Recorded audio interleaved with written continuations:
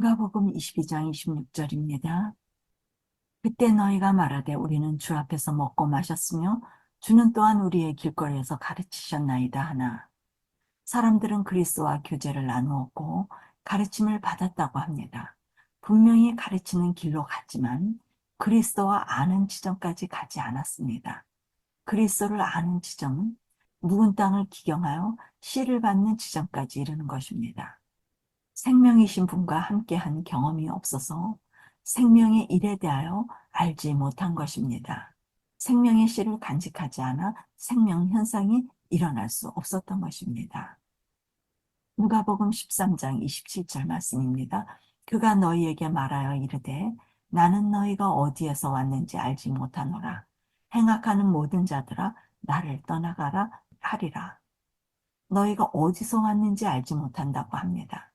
생명의 일을 모르면 악을 행하는 자가 됩니다. 그리스도와 함께 할 수 없는 사람인 것입니다. 그리스도께서 떠나가라고 하는 것은 연합이 안 됐음을 의미합니다. 생명과 연합하지 못하는 심판이 기다리고 있는 것입니다. 누가복음 13장 25절, 집주인이 일어나 문을 한번 닫은 후에 너희가 밖에 서서 문을 두드리며 주여 열어주소서 하면 그가 대답하여 이르되 나는 너희가 어디에서 온 자인지 알지 못하노라 하리니. 그리스도에게 가르침을 받은 사람들입니다. 그들은 그리스도를 안다고 생각하여 문을 열어달라고 하는 것입니다. 그러나 그리스도와 연합한 지점, 언약의 지점까지 이르지 못하여 알지 못하는 사이임을 선언합니다. 일부 회개는 하여 청함을 받았지만 모든 회개의 택함의 지점까지 이르지 못한 것입니다. 마음밭이 완전한 정결의 지점까지 이르지 못한 것입니다.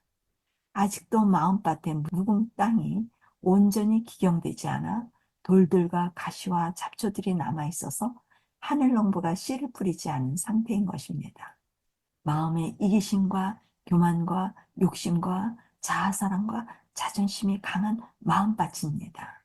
우리의 마음도 정결의 지점까지 이르러야 합니다. 마태복음 25장 11절에서 12절 말씀입니다. 그 후에 남은 처녀들이 와서 가로되 주여 주여 우리에게 열어주소서. 대답하여 가로되 진실로 너희에게 이르노니 내가 너희를 알지 못하노라 하였느니라. 그리스도께 가르침을 받은 미련한 처녀들입니다. 이들 또한 그리스도를 안다고 생각하고 있었으나 알지 못한 것을 알 수 있습니다. 그들은 연합의 지점인 택함까지 회개하지 않은 것을 알 수 있습니다. 그들의 마음밭이 정결되지 않아 생명의 씨를 품지 않은 것입니다. 오늘 우리도 그리스도를 안다고 생각할 수 있으나 그리스도는 우리를 모를 수 있습니다. 우리 마음밭에 성령의 생명의 씨를 받지 못하였다면 이 일은 우리의 처지와 같다고 볼 수 있습니다. 교회 다니고 11금과 선교와 전도와 모든 선행을 다해도 우리 마음의 묵은 땅의 기경이 성함의 단계에서 택함으로 온전히 이루어지지 않을 수 있습니다. 이 일에 정신을 바짝 차리고 집중하여 좁은 길을 가야 합니다. 그리스도와 아는 사이가 되기 위하여 씨를 받아야 합니다. 아는 사이란 한 마음으로 같은 정신을 가지고 같은 일을 하는 것을 말합니다. 그분과 같은 그 지점까지 이르러야 합니다. 마음을 청소하는 밭갈이 작업을 이끄심이라고 하고 청함이라고도 합니다. 청함을 받은 사람은 많습니다. 다른 말로 말하면 일부를 회개하는 사람들은 많다는 뜻입니다. 오늘날 그리스도인들이 회개에 대하여 간증을 많이 합니다. 그리스도의 사랑에 대하여 이야기도 많이 합니다. 그러나 회개할 것 없는 회개, 자아부인의 지점, 죽음의 지점까지 이르는 모든 회개는 듣기 어렵습니다. 씨를 품는 지점까지 이르는 사람은 적습니다. 자신의 성분이 아닌 거름과 완전히 섞여진 자신의 형체가 없이 부서져서 부드러운 상태가 된 심령은 흔하게 보지 못합니다. 대부분 자신의 성분을 그대로 가지고 있어서 깨끗한 듯 보이나 비가 오고 해가 내려 쪼이면 다시 굳어지는 마음밭을 소유하고 있습니다. 자기의 것이 남아있으면 매일매일 깨끗게 하여도 여전히 자신의 굳은 마음밭입니다. 자기의 성분이 남아있지 않도록 거름으로 뒤섞여져 완전히 형체가 없어져야 합니다. 이 일이 자아부인, 자신의 것은 없는 것이기 때문에 죽음이라고 표현합니다. 이 지점까지 모든 회개가 이루어져야 합니다. 우리의 마음도 이 지점에 이르는가 질문해 보아야 합니다. 베드로후서 1장 14절. 이로써 그 보배롭고 지극히 큰 약속을 우리에게 주사 이 약속으로 말미암아 너희로 정욕을 인하여 세상에서 썩어질 것을 피하여 신의 성품에 참여하는 자가 되게 하려 하셨으니 땅이 온전히 준비되면 씨는 짧은 시간에 심어집니다. 씨앗을 심는 것은 성령을 받는 일입니다. 그리스도를 우리 마음에 넣어주셔서 그리스도의 마음을 소유하는 것입니다.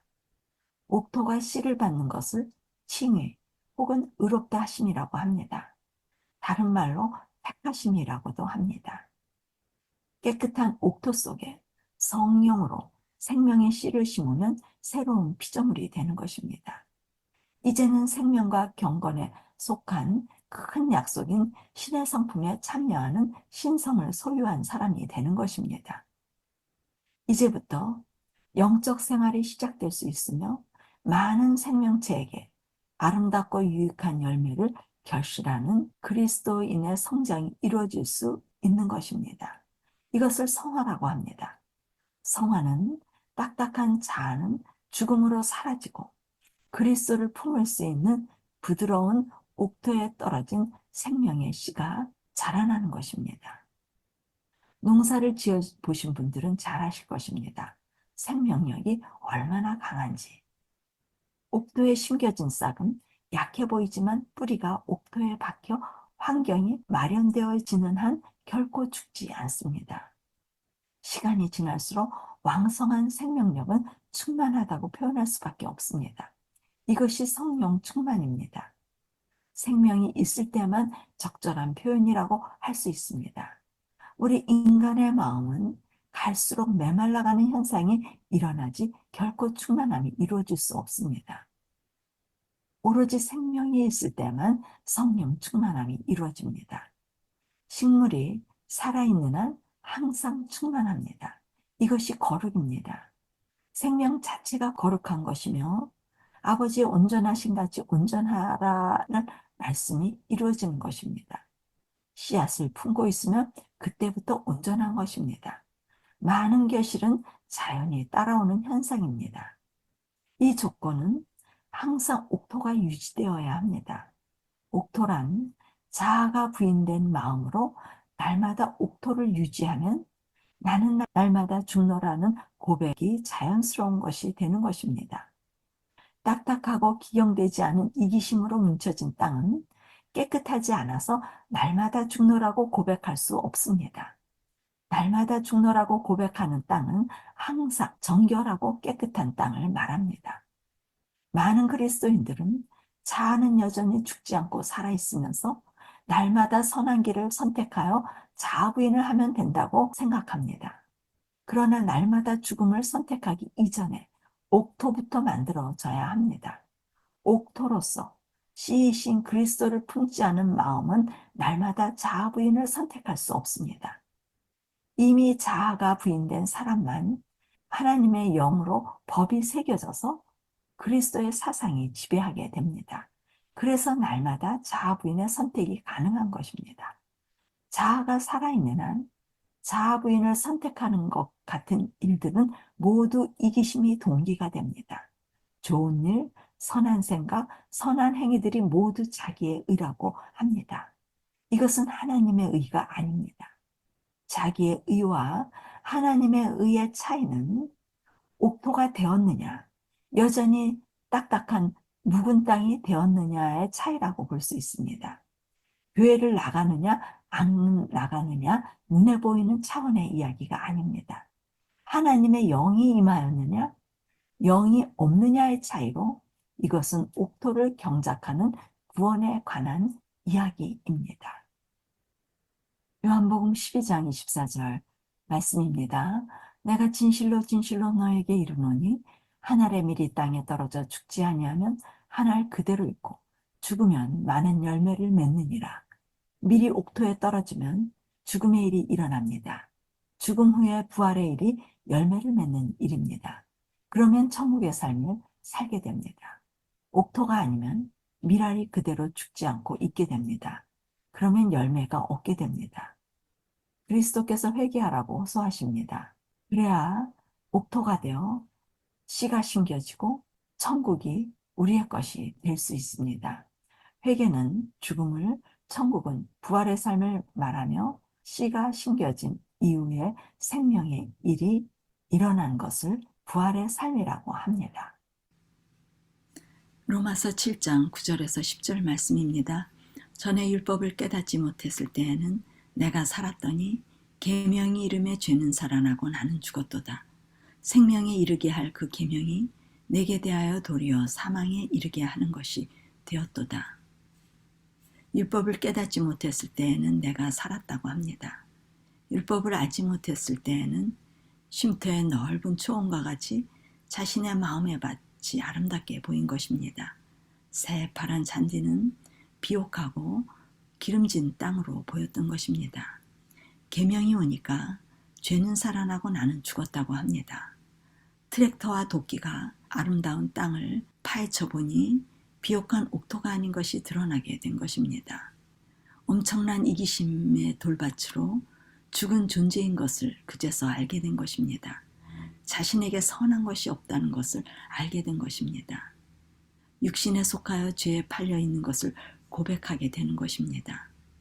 자신이 행하는 것을 알지 못하고 원하는 것을 행하지 않고 도리어 미워하는 것을 행하는 존재인 것을 알게 된 것입니다. 이렇게 행하는 것이 내 속에 거하는 죄 때문인 것을 알게 되었습니다. 내 지체 속에 죄의 법이 나를 사로잡아 죄를 짓게 한다는 것입니다. 자신은 공고한 사람으로 사망의 몸에서 건져낼 그리스도를 주신 하나님께 감사하게 되는 것입니다. 왜냐하면 하나님의 영께서 회개케 하여 죄를 죄로 알게 해주셔서 마음으로 하나님의 법을 섬기게 하시기 때문입니다. 로마서 7장은 회개의 장입니다. 그리스도인들이 그리스도께로 이끌려오는 이끄심에 관한 말씀입니다. 청함의 단계에서 말씀을 깨닫고 보니 회개가 오기 시작하는데 계속적인 회개로 자신은 죽은 자인 것을 알고 겸손히 그리스도께 소망을 두게 하는 단계입니다. 회개로서 자신은 낮아지고 죽고 없어지는 과정입니다. 그리스도와 연합하기 위하여 그리스도와 함께 못 박고 죽기를 원하며 모든 회개를 하는 시간인 것입니다. 이 청함의 이끄심에 이끌려 우리는 부지런히 회개해야 합니다. 마음밭의 모든 돌들을 깨끗게 하시는 정결 사업에 연합하여 부드러운 옥토가 되어야 합니다. 하나님의 씨, 성령의 씨가 심겨질 수 있도록 로마서 7장의 고백이 우리 모두의 고백이 되어야 합니다. 옥토를 준비하는 간절한 마음을 읽을 수 있습니다. 로마서 8장 1절에서 4절 말씀입니다. 그러므로 이제 그리스도 예수 안에 있는 자에게는 결코 정죄함이 없나니 이는 그리스도 예수 안에 있는 생명의 성령의 법이 죄와 사망의 법에서 너를 해방하였습니다. 율법이 육신으로 말미암아 연약하여 할 수 없는 그것을 하나님은 하시나니 곧 죄를 인하여 자기 아들을 죄 있는 육신의 모양으로 보내어 육신의 죄를 정하사 육신을 쫓지 않고 그 영을 쫓아 행하는 우리에게 율법의 요구를 이루어지게 하려 하심이니라. 로마서 8장은 옥토에 하나님의 성령의 씨가 심겨져 생명의 성령의 법을 마음에 품은 사람들의 이야기입니다. 그리스도 예수 안에 있는 자란 하나님의 생명의 씨가 거하여 언약 안에 거하는 자들입니다. 옥토에 하나님의 생명의 씨가 거하는 자들은 생명의 성령의 법이 죄와 사망의 법에서 해방시킨 것입니다. 그들은 결코 정죄함이 없다고 합니다. 정죄함이 없다고 하는 의미는 죄를 지어도 정죄하지 않는다는 것이 아니라 죄를 짓지 않기 때문에 정죄받지 않는다는 말씀입니다. 성령의 씨는 성령의 법입니다. 법이 있는 곳은 나라가 형성되었음을 의미합니다. 법이 있으면 왕이 있기 때문입니다. 그리스도께서 우리 마음에 들어오실 수 있었던 것은 법이 있기 때문입니다. 생명의 법, 성령의 법인 씨가 우리 마음밭에 들어오시니 죄와 사망의 법에서 우리가 해방되는 것은 자연스러운 일입니다. 이렇게 하나님의 일은 우리의 마음에 씨를 주심으로 나라를 형성하는 일입니다. 그의 백성들은 그분의 법 사상으로 마음과 뇌의 구조가 바뀌어 새 언약의 관계가 맺어진 것입니다. 그들은 더 이상 죄의 법을 따라가지 않고 하나님의 계명을 지키며 율법을 지키는 사람이 되는 것입니다.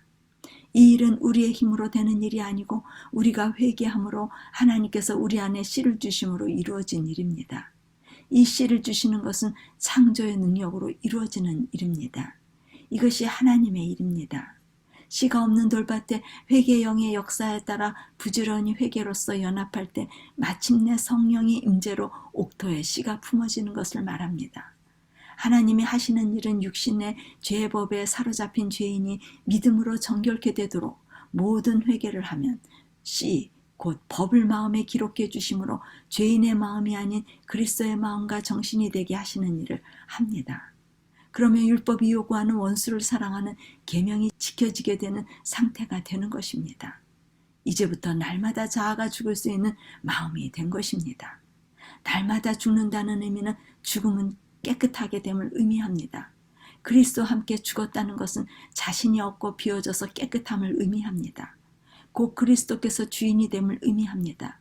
그러면 깨끗한 마음을 유지하게 될 수 있습니다. 자아가 주인이 되는 것은 죽지 않음을 의미하고 깨끗한 마음이 아닌 것입니다. 그러한 의미로 날마다 죽는다는 것은 그리스도의 씨가 마음에 거하여 날마다 주인이 됨을 의미합니다. 그리스도께서 우리 마음에 함께 계시면 날마다 죽는 것은 자연스럽게 이루어지는 일입니다. 만약 그리스도와 연합하지 않았다면 날마다 자아가 죽을 수 없게 됩니다. 왜냐하면 법이 마음에 기록되지 않았기 때문에 자아의 법이 지배하기 때문입니다. 이렇게 의이신 그리스도의 씨가 우리의 묵은 땅을 경작하여 마음에 들어오시면 그리스도의 마음이 되어 내부의 죄의 본질에서 자유케 됨을 경험하게 됩니다. 죄에서 해방되어 마음의 천국이 이루어지고 계명을 지키며 그리스도의 품성을 소유하게 됩니다. 이것이 생명의 씨를 얻은 증거입니다.